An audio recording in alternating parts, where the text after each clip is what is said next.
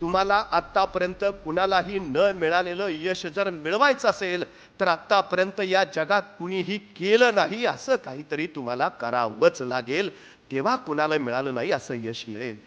नाही, ही सगळी चित्र बघून त्या भागावर काही परिणामच नव्हता याचा अर्थ प्रत्यक्ष हुबेहूब वाटावं अशा योग्यतेचं एकही चित्र नाही.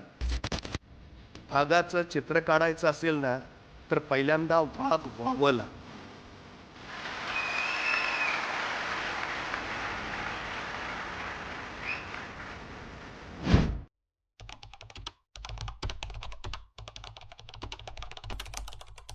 सगळ्यात गरजेची गोष्ट आहे, इतर जे काही देतात त्याच्यापेक्षा थोडं अधिक द्यायला शिका. इतर जे काही करतात त्याच्यापेक्षा काही अधिक करायला शिका. इतर जण जेवढा अभ्यास करतात त्याच्यापेक्षा थोडा अधिक करायला शिका. इतरांचा व्यासंग जेवढा असतो त्याच्या कैक पटीनं थोडा अधिक करायला शिका. इतरांना जे यश मिळालं नाही ते तुम्हाला थोडं अधिक मिळेल, कारण तुम्ही त्यांच्यापेक्षा काही अधिक केलं आहे. ही सगळ्यात महत्वाची गोष्ट आहे. तुम्हाला आत्तापर्यंत कुणालाही न मिळालेलं यश जर मिळवायचं असेल तर आत्तापर्यंत या जगात कुणीही केलं नाही असं काहीतरी तुम्हाला करावंच लागेल, तेव्हा कुणाला मिळालं नाही असं यश मिळेल.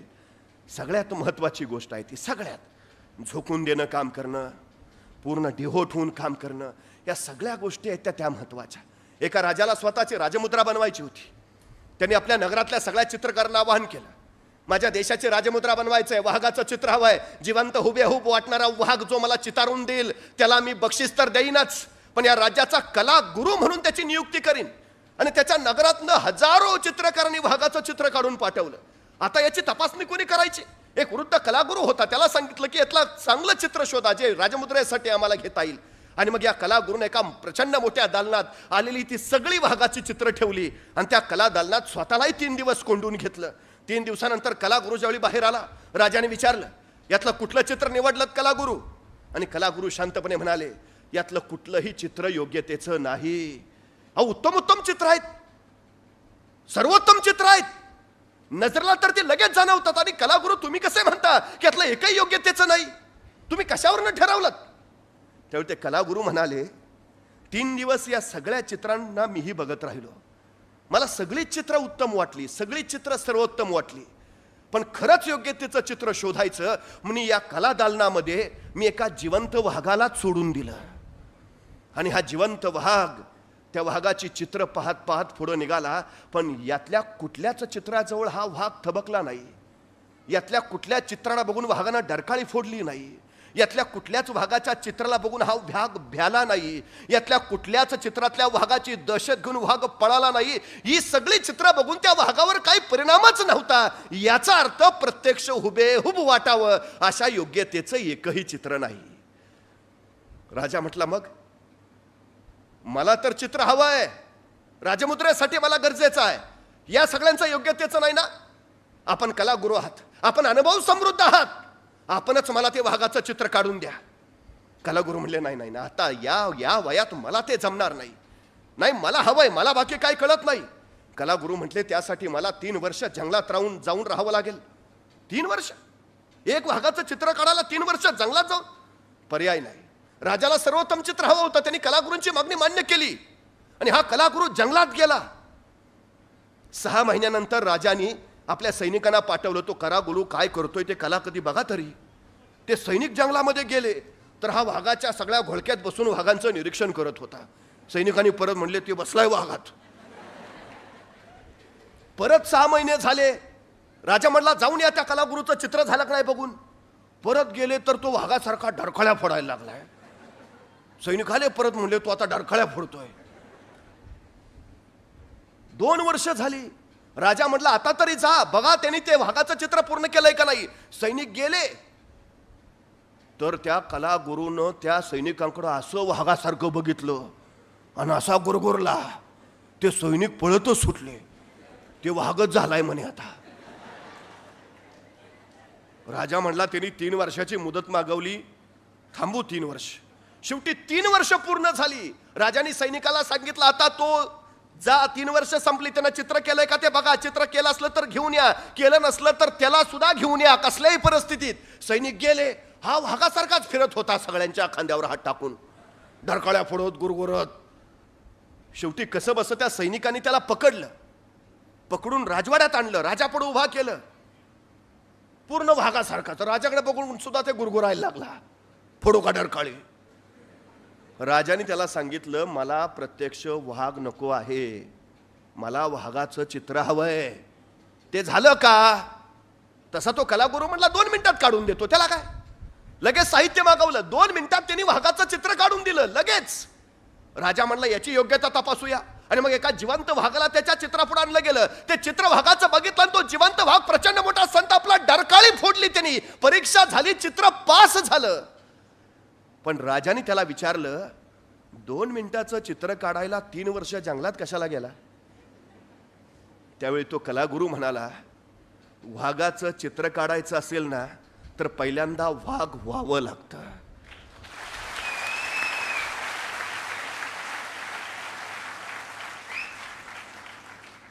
वाघ झाल्याशिवाय वाघ बनता येत नाही, वाघ बनल्याशिवाय वाघ दाखवता येत नाही, त्यात जिवंतपणाच उतरत नाही. त्याच्या श्वासाशी जोपर्यंत माझा ध्यास जोडला जात नाही तोपर्यंत मला वाघ चितारणं शक्य नाही. गेली 3 वर्ष मी जंगलामध्ये पूर्ण वाघ पुरता वाघ झालो. त्यावेळी 2 मिनिटात मला हा जिवंत वाघ चितारता आला. ध्येय ठरवलं ना, जंगलात जा, ते ध्येय तुम्हाला तिथं दिसेल. 3 वर्ष त्या ध्येयाच्या वाघाबरोबर राहा. अडचणी येतील, संकट येतील, कदाचित वाघ उठवेल सुद्धा, पंजा उठवेल सुद्धा, पण पूर्ण त्या वाघाबरोबर वाघ झाल्याशिवाय तुम्हाला वाघ पण येत नाही. ही सगळ्यात मोठी गोष्ट आहे. झोकून द्यावं लागतं, इथनं पूर्ण तळमळीनं कळकणं हात घुसावं लागतं. ही सगळ्यात महत्वाची गोष्ट आहे. ही एकरूपता ज्याला साधता आली त्याला यश मिळालं. परमेश्वर तरी कुणाला भेटला? परमेश्वराशी ज्याला एकरूपता साधता आली त्याला. आमच्या तुकोबरायांनी भक्तीचं नव्हे अभ्यासाचं फार सर्वात उत्तम उदाहरण दिलंय. ते असं म्हणतात की देव पहाया गेलो, देवची होऊन आलो.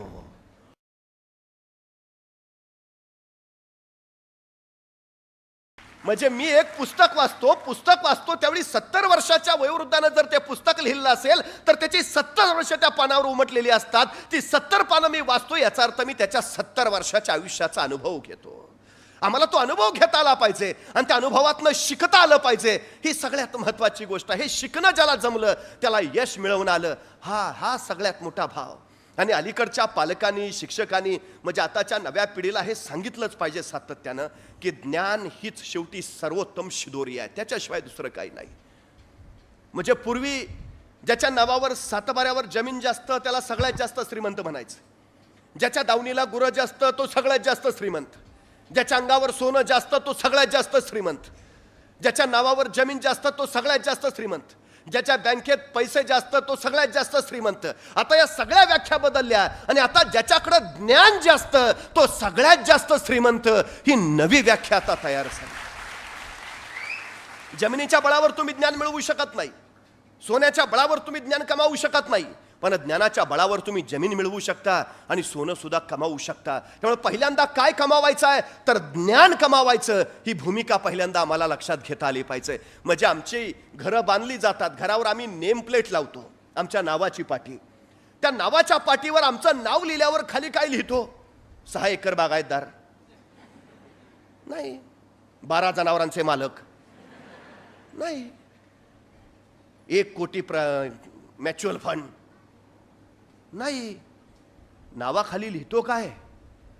आमचं शिक्षण, MA MSc काय झालं असेल ते, PhD, जिल्हाधिकारी, पोलीस प्रमुख.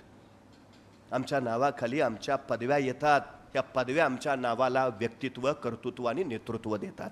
कमवायचं काय ते हे आम्हाला ते करता आलं पाहिजे, आम्हाला ते मिळवता आलं पाहिजे. आणि सगळ्यात महत्वाची गोष्ट आहे कशाला कमवायचं तेही माहिती असलं पाहिजे. विनाकारण एखाद्या क्षेत्रात घुसलो मग कारणाशिवाय नको ते उद्योग होत राहतात. त्यामुळे काय करायचं नेमकं त्याचाही अट्टास निश्चितपणे हवा. मिळवायचंय तर ताकदीने मिळवायचंय, कशासाठी मिळवायचंय हेही निश्चितपणे माहिती हवं. आमच्या नव्या पिढीला ते देता यायला हवं, ही सगळ्यात महत्वाची गोष्ट आहे. आमच्या पिढीनं ते ज्ञान पहिल्यांदा मिळवावं. काय करायचंय, कसं करायचंय, करून मिळवल्यावर काय करायचंय तेही माहिती असलं पाहिजे.